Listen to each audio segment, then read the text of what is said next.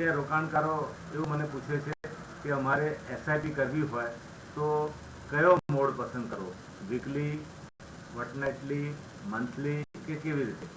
તો મારી અમને સલાહ છે કે તમારે વીકલી બેઝ પર જવું જોઈએ, કારણ કે માર્કેટ વોલેટાઇલ છે. તમે દર વીકે જોતા આવશો તો નિફ્ટીમાં મોટી વધઘટ થાય છે, 500-700 પોઈન્ટ વધી જાય, ઘટી જાય છે. સ્ટ્રીટમાં પણ મોટી વધઘટ થાય છે. તો આ લેવલ પર તમે મંથલી ઓપ્શનમાં જાઓ તો મંથલીમાં તો ઘણી બધી વધઘટ આવી જાય.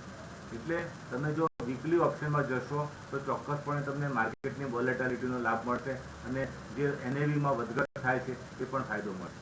બીજો ઓપ્શન એ છે કે કયા ફંડમાં જવું છે, લાર્જ કેપમાં એસઆઈપી કરવી જોઈએ, મિડ કેપમાં કરવી જોઈએ કે સ્મોલ કેપમાં કરવી જોઈએ?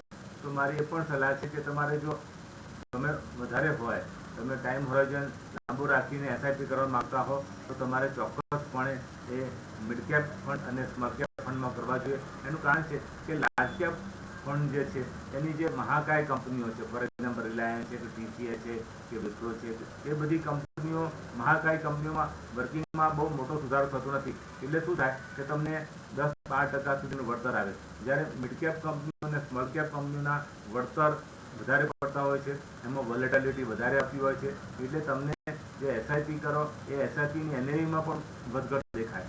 તો અમારી દ્રષ્ટિએ સ્મોલ કેપ ફંડ અને મિડ કેપ ફંડમાં એસઆઈપી કરવી જોઈએ. થોડું રિસ્ક એવર્સ હોય તો એમણે લાર્જ કેપ મિડ કેપનું કોમ્બિનેશન હોય એવા ફંડમાં પૈસા રાખવો જોઈએ.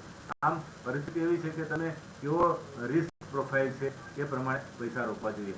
જો વોલેટાઇલ માર્કેટ તમને ગમતું હોય અને એમાં તમને એનએવીનો જે તફાવત દર વખતે ઊભો થતો હોય એ જોઈતો હોય તો ચોક્કસપણે સ્મોલ કેપમાં એસઆઈપી કરવી જોઈએ.